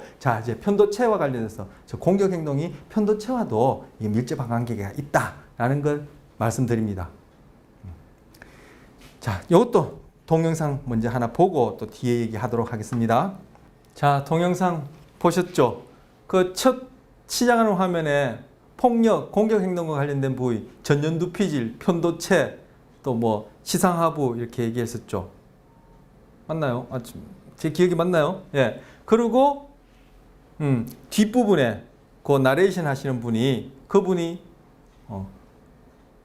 불안과 공포는 두려움은 그래서 그분은 두려움은 종종 폭력적 행동으로 이어지죠. 그래서 대체로 그래서 제가 아까 말씀드린다. 그 동기화되는 과정 속에 우리가 어떻게 개입한다면은 행동이 다른 선택권이 있지만 그렇지 않으면은 대체로 공격 행동이 이어진다 하면서 마지막에 편도체 얘기했었죠. 자, 스트레스 자극 또는 위협 자극에 노출되어지면 편도체가 의식 이전에 무의식적인 그런 처리 과정을 통해서 시상하부에 신호를 주면 시상하부가 교감신경계와 그리고 그 HPA 액시스 축을 통해서 또 스트레스 호르몬을 분비하기도 한다고 말씀드렸는데 이때도 편도체가 종종 그런 경우에 두려움, 즉 공포 또는 불안 자극에 스트레스 자극에 노출되어지면 그 신호가 시상하부로 가요. 근데 이때는 시상하부에 어디에 가냐면은 BMH라는 부분으로 가요. 우리 교감신경계가 활성화되어지고 그리고 HPA 액시스 축을 통한 코티졸이 분비되어지는 것을 시작하는 시상하부 부위는 또 따로 이름이 있어요. 근데 그것까지 우리가 하기엔 너무 복잡하니까 그냥 시상하부라 얘기했는데 이것은 구체적으로 공격행동과 관련해서는 편도체가 시상하부의 복내측 시상하부 BMH라는데 그 부위로 신호를 주게 되면 그 부분이 또 아까 말씀드린 그러한 경로를 통해서 공격행동이 일어난다 얘기하고 좀 전에도 말씀드렸다시피 영상에서 전전두피질 이런 부분 언급했었죠. 거기서 뭐 기저핵 이런 부분 얘기 안 했습니다만 자, 불안 정도와 불안 또는 두려움, 공포 이런 것들은 공격행동과 수반되어질 확률이 높다. 그 뭐 제가 시작하면서 또 동영상 보면서 재차 확인했고 자, 불안 정도와 처벌 수준 이게 무슨 말이냐면은 불안을 심하게 경험하는 사람, 다른 사람보다 불안에 민감한 사람, 즉 스트레스 민감한 사람, 즉 편도체가 과활성화되는 사람, 이런 사람은 상대적으로 해마나 전전두피질의 구조와 기능이 어떻다라고 추측해 볼 수 있죠. 반드시 그런 건 아니지만. 그런데 본인 스스로도 느끼고 그리고 뇌를 촬영해봐도 그렇고 불안과 관련된 생리학적인, 즉 신경생리학적인 심리적인 정도가 높은 사람들한테 사회적으로 어떻게 처벌을 해야 될 상황에 대해서 어떤 수준의 처벌을 하겠느냐 하면은 불안 수준이 높을수록 처벌 수준이 높아진다는 거예요. 그래서 사회적으로 처벌받을 만한 행동이 있다. 그런데 불안 수준이 낮은 사람한테는 그 사람한테 어떻게 했냐? 뭐 벌금 정도로 합시다. 이렇게 한다면은 불안 수준이 높은 사람은 그 사람 어떻게 처벌했냐면은 제가 극단적으로 표현합니다. 사형을 시키라. 이런 식으로 처벌 수준이 높아진다는 거예요. 제가 앞선 시간에 언젠지 모르겠지만 말씀드렸죠. 결국은 내가 내 자신을 의식적으로 생각하는 거나 내가 이 세상이 이것이 뭐 물리적인 현상이든 해가 뜨고 지든 그죠? 우리 지각할 때 얘기했지만 색깔이든 그것이 사람의 일이든 아니면 그것이 어떤 사상이든 종교든 간에 다 세상을 보는 것은 자기가 자기 자신을 보는 해석 방식을 그대로 투영, 반영, 투사하는 거예요. 투사란 말은 뭐 정신분석이 있으니까 그 말은 뭐 전문적인 빼고 그대로 반영하는 거예요. 지금 뭐 자기가 불안하니까 불안하면 종종 공격 행동을 이끈다 했죠. 그 공격성이 그대로 사회의 타인의 행동에 적용되어지는 거예요. 그렇다면 결국 뭡니까? 우리는 어디서부터 개입이란 말은 다른 말로 하면 치료, 행동 수정, 치유, 변화될까요? 바로 나로부터거든요. 나로부터. 바깥 끝 이거 주물리는 거는 다 멀리 보면은 그 시적으로 보면 결국은 임시 방편뿐이에요. 앞서 그 칼라리 사막 여자분 같은 경우에도 우리는 문명이라는 이름을 우리가 더 행복하고 편안하게 한다고 한 것이 그 시적으로 보면 뭐예요? 결국은 그죠? 말씀 안 드렸죠? 아까 칼라리 사막의 그 아이나 엄마의 경우를 볼 때 우리가 더 치료할 대가들 늘 급급하게 그 땜질하다가 볼일 다 본다 이렇게도 얘기할 수 있겠어요. 자, 그런데 이 공격성 그렇게 해서 나타나는 처벌 수준의 높음 그와 관련된 이 공격성 또는 공격 행동이 전전두 피지라고 관련돼요. 제가 여러분 과제할 때 그 책을 가지고 왜 전전두 피질과 관련된 걸 보시라고 한지 이해하시겠어요? 앞서 명상이나 운동, 특히 명상을 하면 또 전전두 피질 두께가 상대적으로 두껍다. 즉 두께가 감소되는 것을 보상할 수 있다. 즉 얇아지지 않도록 억제할 수 있다. 그리고 해마가 두꺼워진다 이런 얘기를 했었고 전전두 피질이 최상의 어떤 기능, 고차적이라 얘기할 수 있는 그런 기능을 하기 때문에 바로 생물학적으로 이러할 수밖에 없는 상황을 좀 더 적응적으로 조절하는 것이 우리 안에 전전두 피질이라는 구조와 기능으로 있는데 우리가 그것을 개인적으로 사회적으로 제대로 사용하고 있냐는 거예요.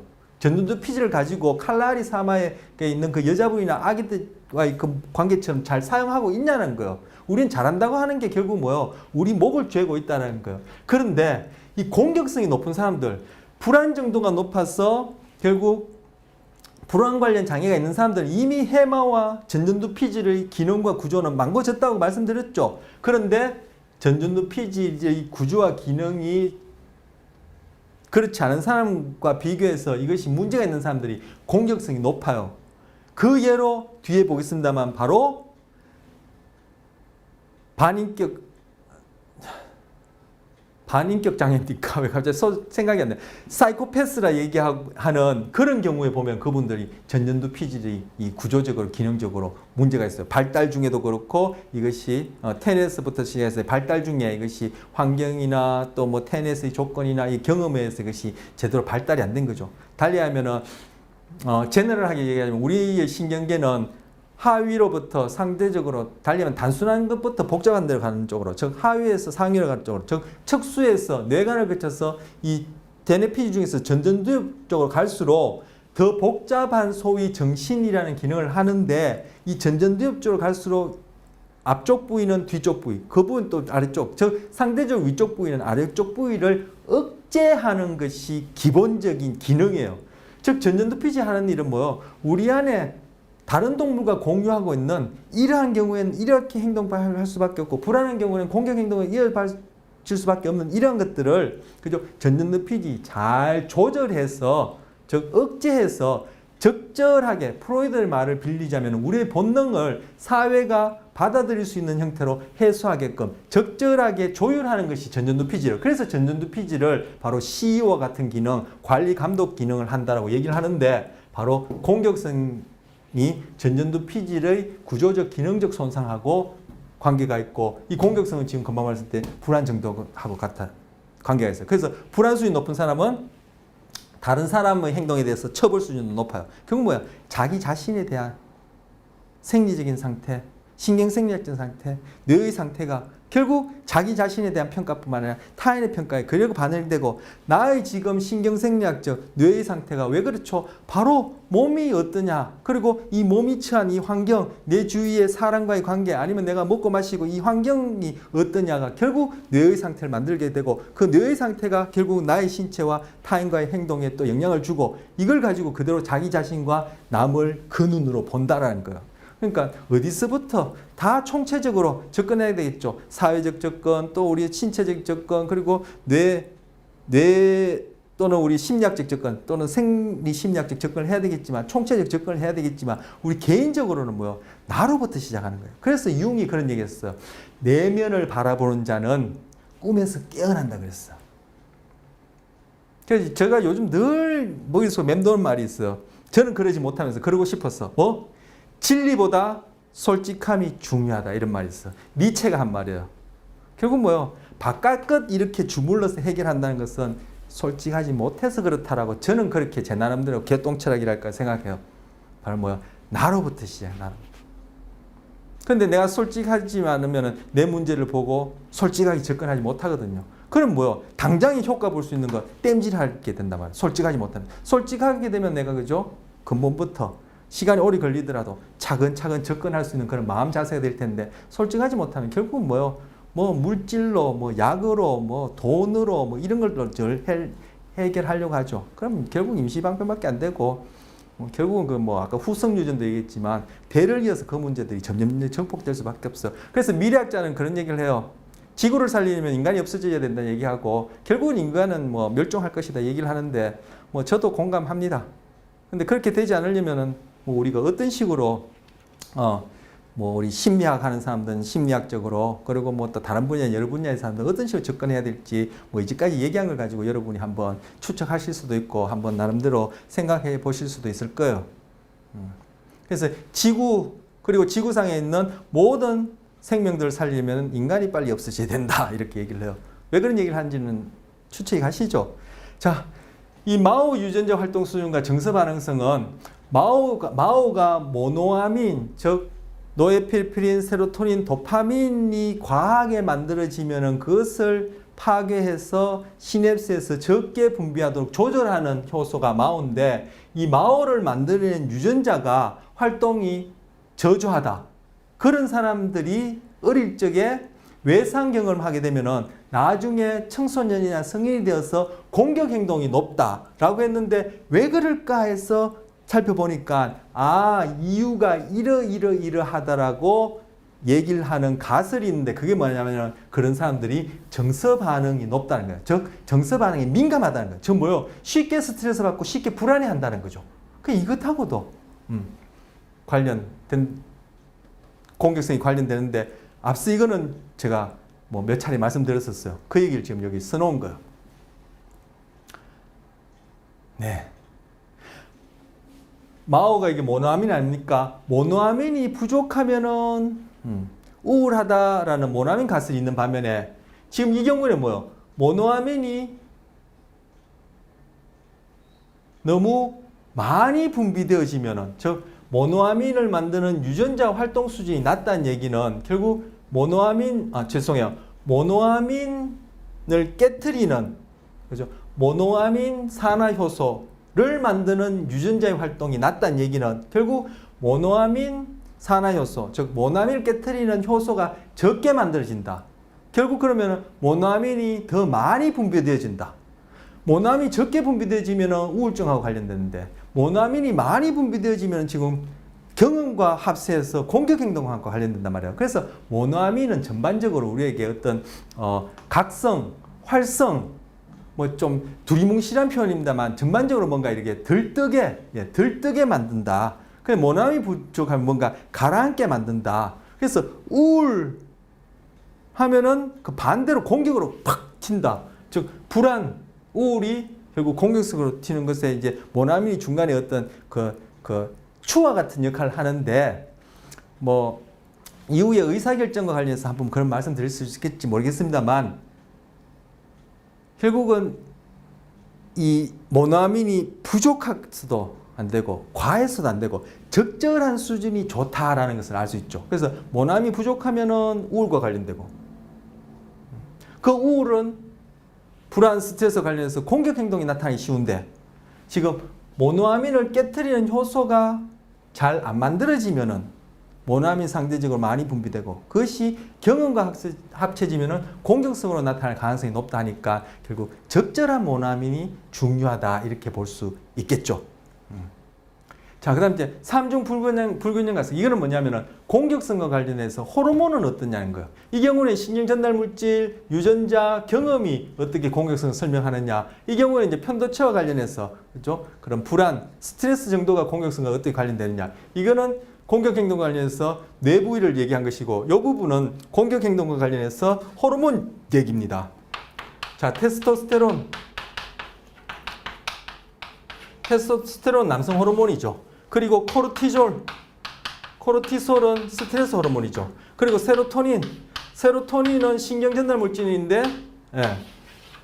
자, 테스토스테론 남성 호르몬, 테스토스테론 수준이 높을수록 테스토스테론은 당장에 침을 탁 뱉어서 검사만 하면 테스토스테론이 높은지 낮은지 알 수 있어요. 그런데 감옥에 있는 분들 중에 중범죄를 가진 살인이나 강간 이런 걸로 감옥에 있는 분들하고 아니면 경범죄, 뭐 사기를 친다든지 그죠? 뭐 이렇게 가벼운 범죄를 저지른 사람들 사이에 침을 뱉어서 테스토스테론 수준을 비교해 보니까 그 중범죄자일수록 이 테스토스테론 수준이 높더라는 거예요. 그리고 코르티졸은 어떤 분비된다 했죠? 스트레스 상황 시에 분비된다 했죠. 그래서 테스토스테론이 높을수록 그리고 코르티졸 수준이 뭐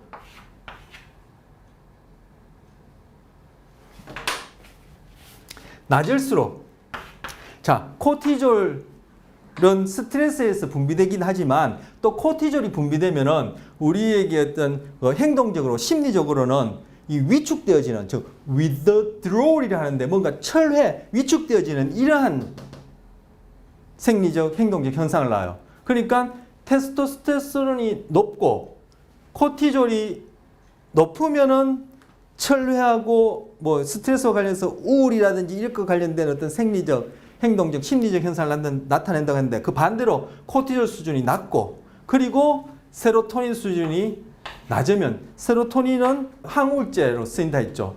세로토닌의 수준을 높여주는 약물이 항우울제로 쓰인다고 했는데 흔히 세로토닌은 뭐요? 저기 행복물질 이렇게 불러요. 그래서 세로토닌 수준이 낮고 코르티졸 수준이 낮아서 위축되는 경향성이 덜하는 고 테스토스테론 수준이 높을 때 이럴 때 가장 공격성을 잘 설명해 줄 수 있다는 거예요. 그래서 호르몬과 신경 전달 물질 수준에서 볼 때 이 3중이 이 세 개를 얘기한 거예요. 하나, 둘, 셋. 세 가지, 트리플, 세 가지가 다 맞춰져서 이것이 공격성을 설명한다. 이런 이름으로 세 개가 불균형할 때, 즉 테스토스테론 상태가 높고 코르티졸 수준은 낮고 그래서 코르티솔 수준이 높을 때 위축되어지는 경향성이 덜한 거죠. 낮고 그리고 행복물질 그리고 이건 뭐니까 그 행복물질 뭐 유대감, 친밀감 이런 것들과 또 관련되는 그 신경전달 물질이라고도 얘기를 하는데 이 세로토닌 수준이 또 낮고 이런 경우에 바로 공격성이 높다라고 얘기하는 그러한 가설이 있습니다. 자, 이제 나머지 네 번째 주제입니다. 판단과 의사결정. 자, 판단과 의사결정을 정스라는 이름으로 넣었어요. 왜 정스라는 이름으로 넣어서 다룬지는 맨 첫 시간 우리가 하위 제목으로 뭘 다루겠다 할 때 언뜻 말씀드린 적이 있어요. 자, 여기 보시면 여자분이 카툰을 보고 있는데 하나는 펜을 무는데 1호만 무는 거예요. 1호만 물고 입술이나 다른 부위에는 닿지 않도록 물고 있는 거예요. 그리고 두 번째는 이 펜을 입술만 무는 거예요. 입술로만 펜을 물고 같은 카툰을 보는 거예요. 그런데 이렇게 했을 때 지금 이 얼굴 근육이 어떠한 상태냐면은 웃을 때에 해당하는 얼굴 근육 패턴을 보이는 거예요. 그리고 이때는 뭐예요? 화가 나거나 우울할 때 보여지는 얼굴 패턴을 보는 거예요. 이렇게 하고 만을 봤을 때 이 사람들이 어떤 게 더 재밌었냐고 하면은 어떤 걸까요? 이쪽의 경우에 더 재밌다 그래요. 앞서 말씀드렸죠. 결국은 자기 자신뿐만 아니라 우리 밖에 있는 세상을 이해하는 것은 나가 생리적인 그리고 뇌의 상태로 인한 내 경험하는 심리, 즉 해석이 그대로 반영되는 것이다. 지금 자기가 웃는 것도 아니고 그냥 펜을 물고 있는데 펜을 물고 있었을 때 이 얼굴 패턴 자체가 웃을 때와 같은 그러한 생리적 상태이기 때문에 그것이 똑같은 만화를 보는데도 이런 경우에는 더 재밌고 이렇게 되면 상대적으로 흥미가 덜하다 그래요. 자, 정서라는 것은 제가 포괄적으로 제너럴하게 표현하자면 바로 우리의 생리적 상태가 정서예요. 그것이 이모션이라는 이름으로 그죠? 쭉 신체에서 그리고 신경계에서 처리되고 신경계 중에서도 상위에서 처리되어서 우리가 자각하게 되면은 필링, 감정이 되어지는 거예요. 지금 얼굴 패턴이 웃으려고 웃은 건 아니고 펜을 1호만 물었긴 했지만 이 얼굴 패턴이 웃을 때에 해당하는 그러한 생리적 상태의 신호를 어디 뇌로 보내주니까 그러한 상태에서 만화를 보니까 만화가 더 재밌다라는 거예요. 자, 뭐요? 이 만화, 카툰에 대해서 재미있다, 재미없다라는 거지만 어쨌든 판단이죠. 바로 판단. 그와 관련된 것이 뭔가 호불호 또는 정의, 선악을과 관련된 것이라면 그것이 또 뭐 의사결정이 될 텐데 뭐 판단, 의사결정 유사한 개념이에요. 저한테는. 어쨌든 그것이 어떻게 됐어? 바로 정서에 의해서 결정된 거. 정서에 의해서 똑같은 건데도 이게 더 재미있다라고 판단, 의사결정되는 거예요. 이게 바로 정서가 판단, 의사결정. 그리고 뒤에 볼 윤리, 도덕의 토대가 되어지는 거예요. 그래서 여기 담은 거예요. 자, 정서에 대한 얼굴 표정의 효과. 자, 얼굴 표정 얘기하는데 정서 얘기하죠. 왜 이렇게 연결되는지는 지금까지 말씀드렸었어요. 만약 당신의 펜을 이빨에 물고서 미소가 지어지도록 하면 미소를 짓는 거 아니죠. 펜을 입술에 안 닿게 하려니까 미소 지을 때와 같은 얼굴 패턴이 되는 거예요. 하면 펜을 입술에 물고서 미소 짓는 것이 방해되어지는, 이런 경우는 미소를 지을 수가 없어요. 그렇게 되니까 뭐 더 재미있다는 느낌을 보고할 가능성이 높다, 이렇게 되는 거예요. 그래서 여기서 정서와 관련해서 판단, 의사결정을 얘기를 하는 거예요. 옥시토신은 우리에게 이완감을 가져다 주고, 그리고 그런 뭡니까? 친밀감, 유대감 이런 거 형성하는데 관여되어지는 호르몬이라 그래요. 옥시토신 실제 이렇게 밖에 뭐 약국에서 구할 수 있는지 모르지만 이렇게 예전에는 스프레이 형태로 제약회사에서 만들어서 한번 판매하려고 했는데 성공은 크게 못했었어요. 금방 말씀드린 그러한 이유로. 자, 옥시토신 구해서 방에다 칙칙 뿌려넣어. 그리고 배심원들, 이제 실험 상황이 되겠죠. 배심원에 해당하는 사람들 와서 어떤 판결을 내리면 옥시토신이 뿌려졌을 때, 옥시토신은 색깔도 없고 냄새도 없고 뭐 맛도 없거든요. 옥시토신이 뿌려졌을 때가 옥시토신이 뿌려지지 않는 그 같은 방에서 동일한 사건을 판결할 때보다 훨씬 더 관대한 판결을 내려요. 자, 똑같은 상황에서 따뜻한 컵을 자연스럽게 이제 만지게 돼 있죠. 이거 실험입니다 하고 만지려 하면 이게 뭔가 그저 다른 요인들이 관여할 수 있으니까 부지불식간에 그냥 따뜻한 컵을 만질 수 있게끔 했는 경우는 차가운 컵을 만지게 한 경우보다 그 동일한 사건에 대해서 배심원들이 내리는 판결이 더 관대해져요. 자, 또 마찬가지로 이러한 판결 전에 달달한 사탕을 먹었을 때와 쓴 맛이 나는 어떤 먹을거리를 먹었을 때, 달달한 사탕을 먹었을 때 그 판결이 더 관대죠. 결국 뭐죠? 동일한 사건인데 내가 그에 대해서 어떻게 판단, 의사결정합니까? 결국 내가 달달하냐, 여기 옥시토신이 뿌려졌느냐, 몰라요. 그것 때문에 영향을 주는지는. 내가 부지불식간에 내 몸이 따뜻하냐, 결국 자기 몸 상태, 그로 인한 뇌의 해석 상태가 그대로 밖에 반영되어지는 거예요. 그래서 정서와 판단, 의사결정 얘기하는 거예요. 방이 지저분한 방에서 판단을 내리면 더 엄격하게 내려요. 깨끗하게 정리된 방에서는 배심원들이 더 관대하게 판단을 한다라는 얘기가 있어요. 자, 참고로 보톡스 넣습니다. 보톡스 뭐죠? 얼굴 근육, 주름 없애려고 주사하는 거죠. 보톡스를 맞고 나면 이런 표정이 자유자재로 안 지어져요. 물론 이런 시험 상황이나 평소에 우리가 그죠? 늘 말하면서도 표정 짓죠. 웃고 말하고 뭐 이렇게 하는데, 보톡스를 하게 되면은 이 근육의 이 수축 이완이 보톡스 맞기 전처럼 그렇게 안 되어지기 때문에 보톡스를 맞고 나면은 자기 자신이 느끼는 정서가 덜해져요. 즉 둔감해져요. 상대적으로. 그러면은 타인이 보여주는 표정이 어떠한 정서를 표현하는지, 즉 어떠한 감정을 표현하는지를 잘 알아챌까 못할까, 둔감해져요. 자, 내가 상대방이 어떠한 정서인지 그리고 어떠한 감정을 느끼는지 내가 잘 알아차린다는 건 뭐죠? 바로 공감이죠. 정서가 이제 공감하고도 관련돼요. 뒤에 나와요, 이제. 지금 여기서는 판단, 의사결정이지만 이제 공감하고도 관련돼요. 그래서 정서는 공감에 있어서도 토대예요. 보톡스를 하게 되면은 다른 사람이 지금 화가 났을까? 아니면 행복할까? 그에 따라 내가 사회적으로, 그죠? 잘 적응적인 판단과 행동을 해야 되는데, 거기에 있어서 판단과 의사결정이 부정확할 수 있고, 그리고 내가 다른 사람이 어떻게 생각하고 어떻게 느낄지를 잘 안다는 것은 공감하는 거예요. 그 공감이 잘 안 되어지면 결국은 사회적으로 부적응적인 판단과 의사결정을 내겠죠. 이 판단, 의사결정이란 이 합의 제목은 이 공감하고도 결국 관련된 거예요. 그런데 그 밑에 토대가 뭐예요? 정서예요. 정서. 그래서 보톡스를 하게 되면은 자기 자신의 정서도 둔감해질 수 있고, 왜?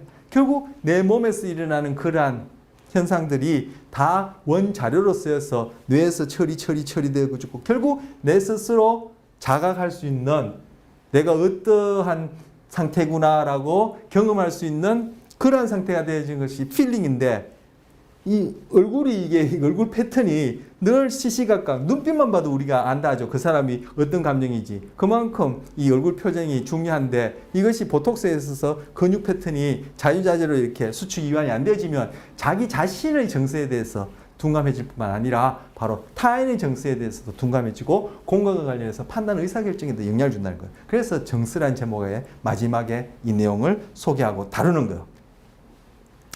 자, 5명을 구하려고 1명을 희생하시겠습니까? 요거 판단과 의사결정과 관련된 내용인데 다음 시간에 하도록 하죠. 제가 뭐 할 내용이 많이 나오고 이제 지금 다음 시간이면 이제 마지막 수업이어서 제가 좀 더 하려고 지금 봤는데 뭐 욕심내고 싶지만 뭐 어중간하고 다음 시간에 봐야 되겠습니다. 네, 다음 시간에 뵙겠습니다.